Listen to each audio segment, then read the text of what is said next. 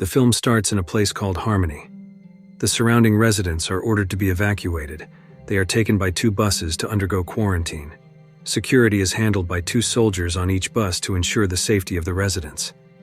During the journey, the bus at the front suddenly stops. One of the soldiers moves forward to check the situation to find out why they stopped. However, no answer was given. Suddenly, gunshots were heard.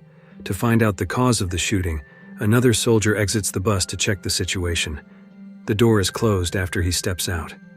Those inside the bus are scared because the previous soldier hasn't returned. Another soldier inside the bus then steps out. Just as he gives the order to close the door, he is attacked from the side. The gun he was carrying fires accidentally, hitting the bus driver. One of the passengers named Jack gets off the bus to retrieve a weapon. While Jack is busy taking the weapon from the soldier who had been attacked, suddenly the supposedly dead soldier rises and attacks him. Jack, who is a police officer, draws his pistol and fires a shot.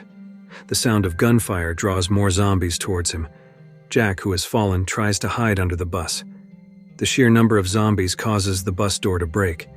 Those inside the bus are attacked. A few manage to escape through the emergency door. A woman named Emma, carrying her child, hides inside a warehouse. The young child cries continuously. Emma, in fear, enters a military vehicle. While by the window trying to calm her child, Emma is attacked from behind. Jack, armed with a weapon, shoots the zombies to save Emma and her child. Another character named Patrick arrives and examines the blood on Emma's child. However, there are no wounds. Slowly, Emma rolls up her sleeve, revealing a bite mark on her arm. A few years later, Patrick, who survived, goes out hunting. The area they now live in is covered in thick snow. Patrick returns with his hunted game after a long journey. Now they live in a house surrounded by a fence. Emma's grown-up daughter is named Lou. Jack raised Lou inside the house without ever taking her outside. Every day, Lou only sees Patrick's hunting results through a window. Jack, who is afraid to go outside, is almost out of food.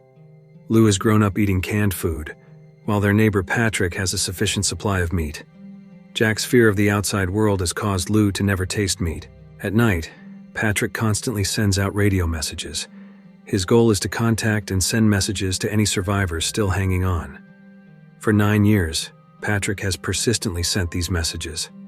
The next morning, it has become Lou's routine to feed Patrick's dog.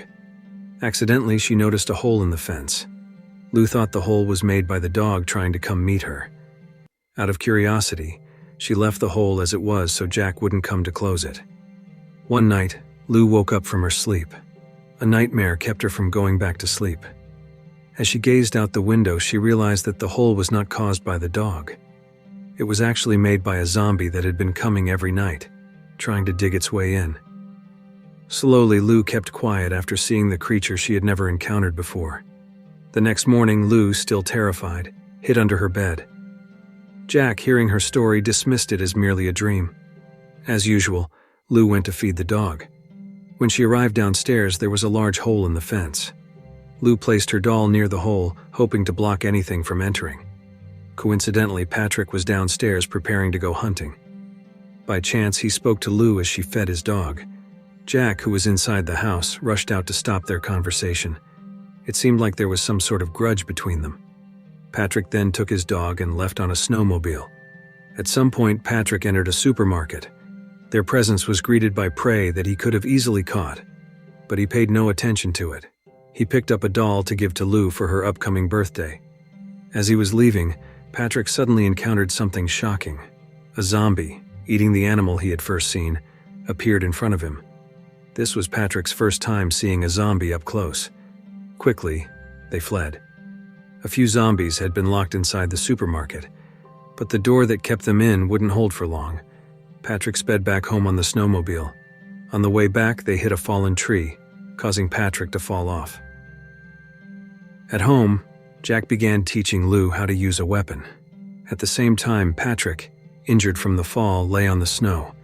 The zombie that had been trapped earlier had broken free and now stood right in front of him. Patrick, lying on the snow, remained completely still. It turns out that the zombie was the same creature that attacked them at the beginning of the film. The cold weather had blinded them, but now they had evolved to hunt by sound. The sound of Lou's gunshot had managed to save Patrick from becoming a victim. In exchange, the zombie headed towards Jack and Lou. Patrick, now recovered from the accident, rushed to warn them. For the first time, Jack left his fenced area to catch a rabbit. Unbeknownst to them, danger was approaching. Patrick, coming from the front, yelled Jack's name frantically while firing his gun. The zombie that was ahead of them knocked Patrick down. A hand-to-hand fight ensued as his weapon was too far away. Jack, afraid to fire and hit Patrick, hesitated. Lou screamed in fear, begging Jack to help Patrick. Patrick, lying on the ground, was bitten on the neck, prompting his dog to come to his aid. Unfortunately, the only surviving dog suffered severe injuries and died there.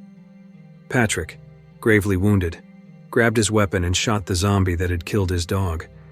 The zombie, struck by the shot, fled. Quickly, Jack rushed back into the house and locked the door. Jack calmed Lou, who was traumatized. He feared that Patrick would turn into a zombie after being bitten on the neck. Patrick, injured, made it back into his house. He poured alcohol on his wound to stop the bleeding. Overwhelmed by fear and anxiety, he considered ending his life, but just as he pointed the gun at his face, the pain made him pass out. Later that night, Patrick woke up after being unconscious for most of the day. He received a signal over the radio. During the conversation, Patrick learned that their location had been discovered. The good news was that Patrick, despite being bitten, was not infected by the virus that would turn him into a zombie. However, the man on the radio had evil intentions, trying to manipulate Patrick into seeking revenge against Jack for causing him to be bitten, but Patrick refused to take revenge. The next morning, Jack modified their house to make it safer. He found it strange that Patrick, despite being bitten, had healed without contracting the virus. Lou, who was inside the house, asked Jack to get flowers to place on her mother's grave. Hearing this request, Jack set out alone to fulfill Lou's wish. As a precaution, Jack took his rifle and entered an abandoned house. His efforts were successful. That evening, Jack brought back a bouquet of white flowers. Lou, delighted, took them and went downstairs. Half of the flowers were placed on her mother's grave, while the other half were taken outside. Through a hole in the fence, Lou went out alone carrying a pistol. Jack, who was upstairs, noticed Lou was outside through the light of her flashlight. It turned out, the flowers she had asked for were to be placed on Patrick's dog's grave. As she placed the flowers near the fence, a zombie that had been lurking outside came closer. Lou used the pistol to try to fight it off, but unfortunately, she was knocked to the ground before she could pull the trigger. Jack, still inside the house, ran outside to help. Jack punched the zombie in the face with all his strength. Unbeknownst to him, the zombie had already torn into his abdomen. As Jack tried to wake the unconscious Lou, Patrick arrived with a gun pointed at them. Jack thought his life was about to end, but Patrick was actually there to help, shooting the zombie instead. Jack, who had passed out, was treated by Patrick. Once he woke up, he immediately went to look for Lou. On their way back to the house, Patrick realized that the zombies had evolved. The virus that had plagued them for 9 years had made the zombies capable of surviving the cold, and sharpened their hearing to compensate for their blindness. The blind zombies were now using their hearing to hunt.